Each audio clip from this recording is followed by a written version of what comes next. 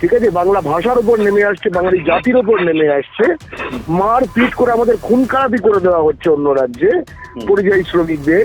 এখানে বহিরাগতরা ঢুকে বাঙালিদের পশ্চিমবাংলার বুকে চমকাচ্ছে।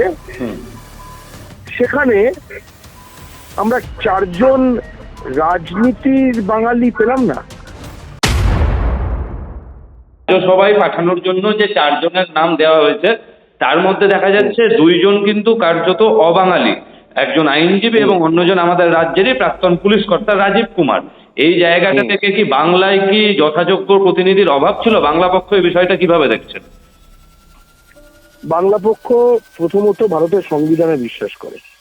ভারতের সংবিধানে রাজ্যসভা বলে একটি কক্ষ, উচ্চ কক্ষ রয়েছে, যাতে কিনা রাজ্যের নিজস্ব যে বিষয়গুলো সেগুলো বলা যায়। ঠিক আছে, সেই প্রশ্নে এটা লোকসভা তো আছে, এটা রাজ্যসভা দরকার কি ছিল? এবং আমরা যদি দেখি যে রাজ্যসভা যেভাবে নির্বাচিত হয় সেটাও কিন্তু লোকসভার থেকে আলাদা।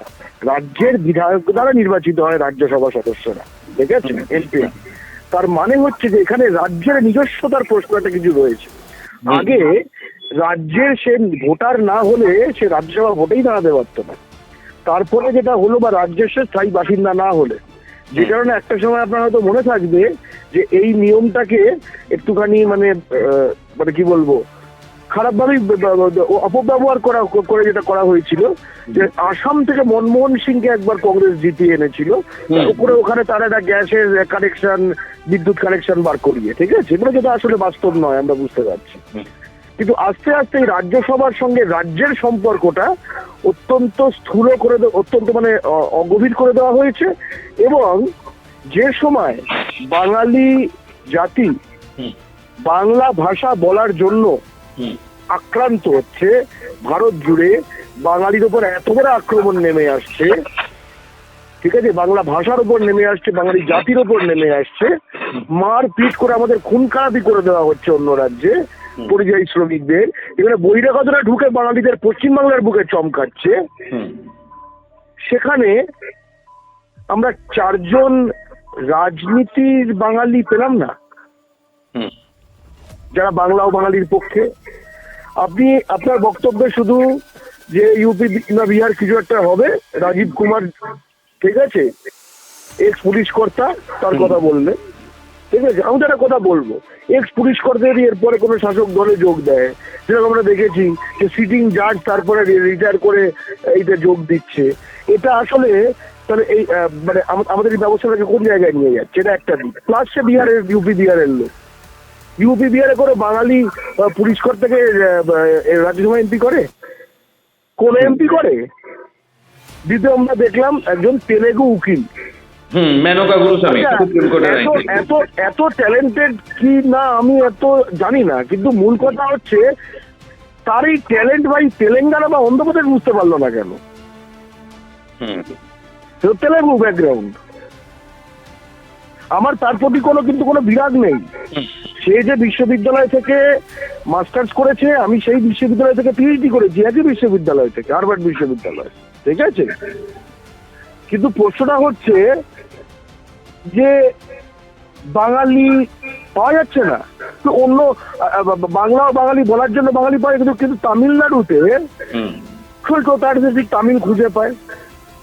এবার আমরা যে অভিনেত্রীকে পেলাম, ঠিক আছে, তারকা, এই যে এই সময় যে বাংলা ও বাংলার উপর যে পরপর আক্রমণ চলছে, তো মুখ খুলেছে জীবনে যে হ্যাঁ আমরা একখানা পেতাম যে একজন যে মুখ খুলেছে, অর্থাৎ বাংলা ও বাঙালির মানে হাসি কান্নার সঙ্গে সে জুড়ে রয়েছে, এবং তারপরে আস্তে আস্তে সে জনপ্রতিনিধি হিসেবে উন্নীত হচ্ছে, ঠিক আছে।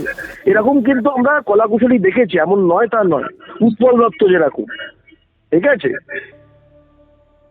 সেক্ষেত্রে গর্গবাবু যে এবং শেষে যেটা বলবো যে আর যে বাবুল সুপ্রিয়, সে তো এসসি এসটি ওবিসি বিরোধী একটা লোক, আগে বিজেপির দাঙ্গাবাজ ছিল। মানে আমি খুবই বাঙালি হিসেবে, একজন বাঙালি জাতীয়তাবাদী হিসেবে, এরা যে আগামী কয়েক বছর রাজ্যসভায় বাংলার নামাঙ্কিত কিছু আসনে বসে থাকবে, এটা আমি মর্মাহত।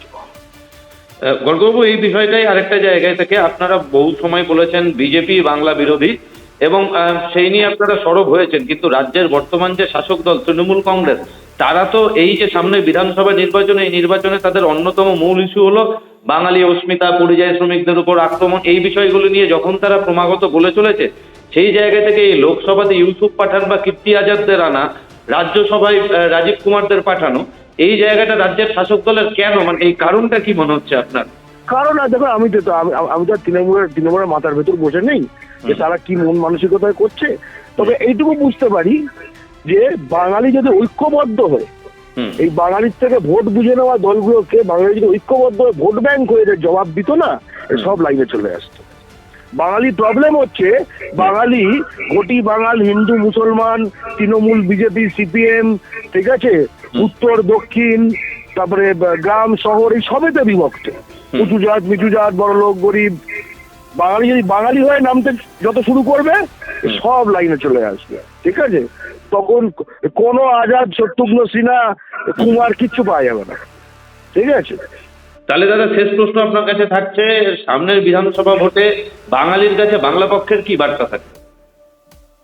স্পষ্টত বাঙালির মধ্যে বিভাজন করে না এরকম দল ছাড়া যে কোনো দলের বাঙালি প্রার্থীকে ভোট দিন, আচ্ছা, স্পষ্ট।